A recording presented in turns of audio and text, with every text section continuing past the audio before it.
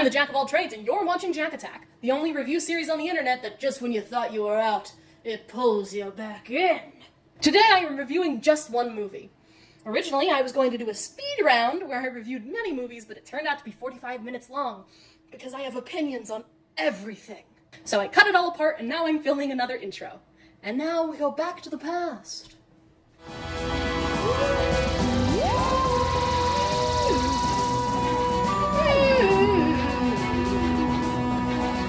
And now, if I may, I would like to make you an offer that a lot of people have refused. Doing a sequel, how hard can it be? We can't do any worse than the Godfather 3. That's right, folks, it's the diggity dang Godfather pictures. Specifically, one of the most hated sequels of all time, The Godfather Part 3. So, how bad can this movie be that 24 years later a children's movie is still making fun of it? Well, let's start with some background. And I do try not to spoil good things, so I'm going to try to have only minor spoilers for the series here because it's the Godfather films, you should watch them, they're great. The Godfather films were directed by Francis Ford Coppola and co-written by Francis Ford Coppola and Mario Puzo, the author of the 1969 book upon which the films are based. They tell the story of the Corleone family, an organized crime family run by Italian immigrant and true A-plus anti-hero Vito Corleone, famously played by Marlon Brando.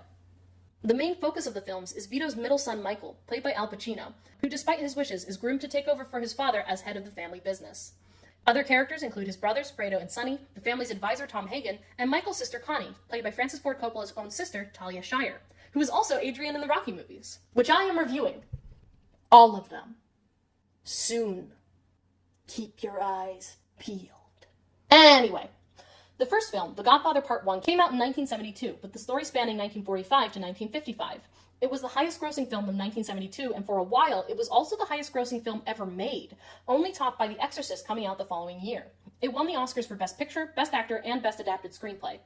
Part 2 came out 2 years later in 1974, and it directly continues the story of the first movie, this time with more focus on the history of the Corleone family and on Michael himself as the head of the family, wrapping up the story pretty succinctly. The Godfather movies are not for everyone. They're very violent, they are long, convoluted, and the characters are not nice people, but there's a reason they are considered masterpieces of cinema.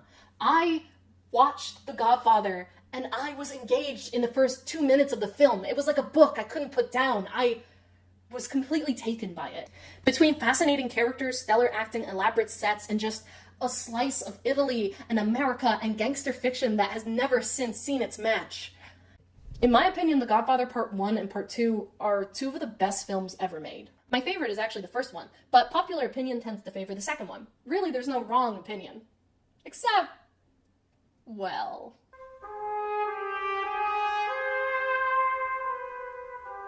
The Godfather Part 3 came out 16 years later, in 1990, and it takes place in 1979, 14 years after the end of the second film. It continues the story of an older Michael Corleone dealing with guilt, rival mobs, his children, and, like a lot of the Catholic Church, the film was hated by many fans of the Godfather franchise, and in time, it came to be synonymous with the very concept of unnecessary, terrible sequels. And you know what?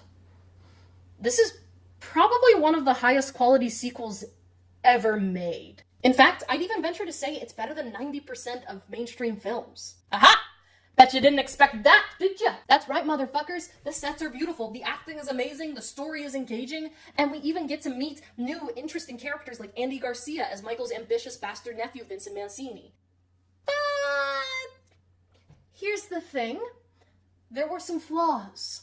Not a ton of flaws, but big, bright, shiny flaws. And because this film is a sequel to two of the best films ever made, and because this film is in all respects a Godfather movie in quality, tone, and story, and because the problems that are present in the movie were so easily avoided and yet so very not avoided, the flaws are fucking unbearable. So what's wrong with it? Well, other than the occasional straight-up continuity error, which would have been unthinkable in one of the first two movies.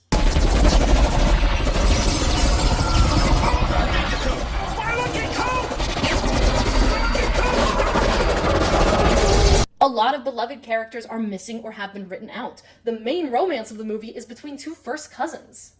You know, you haven't kissed me hello yet. Relatives always kiss. Oh, no, we're related. I'm your little cousin.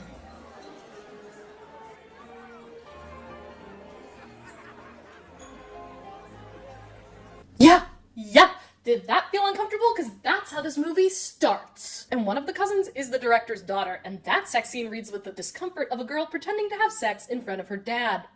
The plot is extraordinarily convoluted, with one too many white men in suits for me to keep track of in a 3-hour film. And here it is. I can't talk about The Godfather Part 3, or, in the words of the great Al Pacino, TG3 Corleone in it, without talking about Sofia Coppola.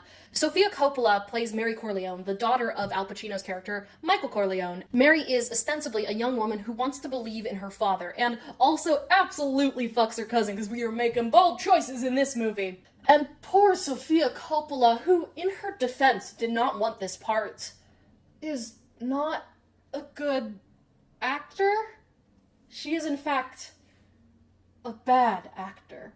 And the issue isn't that she is the worst actress in the world. Many movies have bad or mediocre acting and don't get outrage for it. The issue is that she is a bad actor in a Godfather movie, and there is no bad acting in The Godfather. She would have actually been fine in a lesser movie. Like, look, here's Sofia Coppola's acting next to the acting of Shia LaBeouf in the first Transformers movie.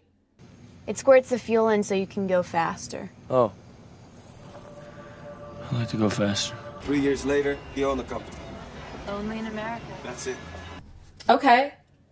Now here she is next to Al Pacino. You want to do business with me? I will do business with you.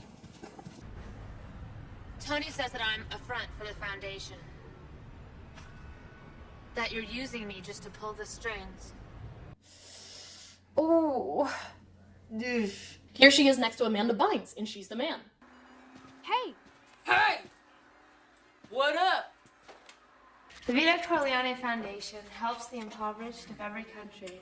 Yeah, like, okay, not great, but whatever. Now again, next to Al Pacino. You won't be able to go back. You'll be like me. Good. All my life I wanted out. I wanted the family out. What is this really for? Why are you doing this? Why am I doing this? Oh my god. Jesus Christ. Okay, one more. Next to Dane DeHaan from the garbage trash poop movie Valerian and the City of a Thousand Planets. Lorraine, I'm a soldier. I play by the rules. I'll always love you. I mean, she was better than him in that one. And now next to one of the best actors ever invented. You were so loved, Don Tomasino.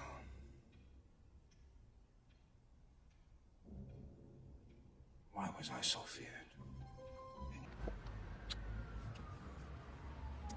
Dad, I want this to bring me closer to you. God!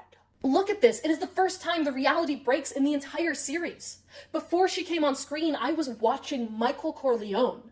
And after she started talking, I was watching the director's daughter talk to a famous actor. And it's not like they couldn't have found another actress. The Godfather films have been out for 18 years. Nobody was like, oh, what the fuck is The Godfather? Why would I be in that? There were young actresses who would have cut off a horse's head and put it in the bed of Francis Ford Coppola for a cameo in this movie. And then there's only one other major and unforgivable flaw with this film, and that is the ending. I'm not going to spoil anything, but essentially the 3-hour film builds and builds and builds in tension and complexity and emotion until we reach the climax, during which all the shit hits the fan. And we don't get to see what happens? Like, the movie just fucking ends. Fucking ends. Loose ends everywhere. They build everything up to a head, and then it just feels like they ran the fuck out of time and ended the movie. I don't have testicles, but I imagine this is what blue balling feels like. If that is actually a phenomenon. I don't really think it is. Fuck the ending to this movie. So what went wrong here? Basically, it boils down to a shortage of time, a pinching of pennies, and the fact that nobody ever intended to make this movie. The Godfather Parts 1 and 2 were a contained story, but in 1989, after a series of flops, Francis Ford Coppola needed the money, and Paramount was begging him to do another Godfather movie. So he did. And he tried to make it good, but the odds seemed stacked against him. Paramount kicked things off by cutting down the time he had to work on the script from 6 months down to 6 weeks. They refused to pay actor Robert Duvall enough to reprise his role as Tom Hagen, causing the script to be completely rewritten and losing them more money than they would have lost if they had just paid Robert Duvall. And all in all, Francis Ford Coppola only had a year to write, direct, and edit the whole movie. Meanwhile, while I maintain they absolutely could have found a better actress, there were some issues in the casting of Mary Corleone. Actress Rebecca Schaeffer was murdered the day of her audition. Winona Ryder was cast in the role, showed up, and then dropped out. Julia Roberts turned down the role to star in Pretty Woman, and Madonna was considered, but ultimately Coppola ended up casting his daughter Sophia, who, again, didn't want the role. She knew she was going to get shit for it because she didn't have any acting experience, and she was the director's daughter. No. Obey me on this, Mary. No, Dad.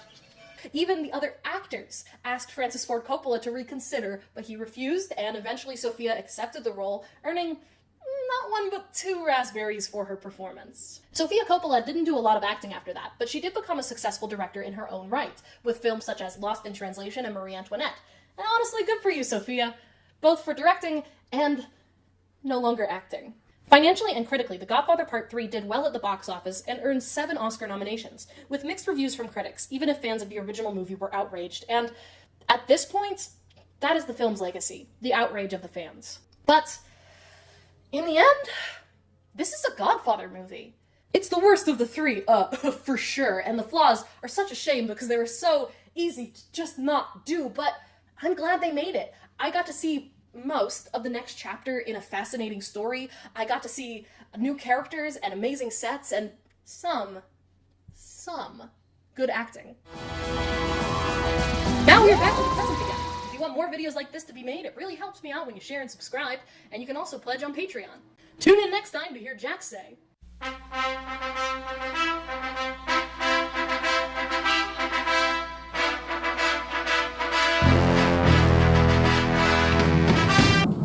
We're doing all of them, motherfuckers. Bye!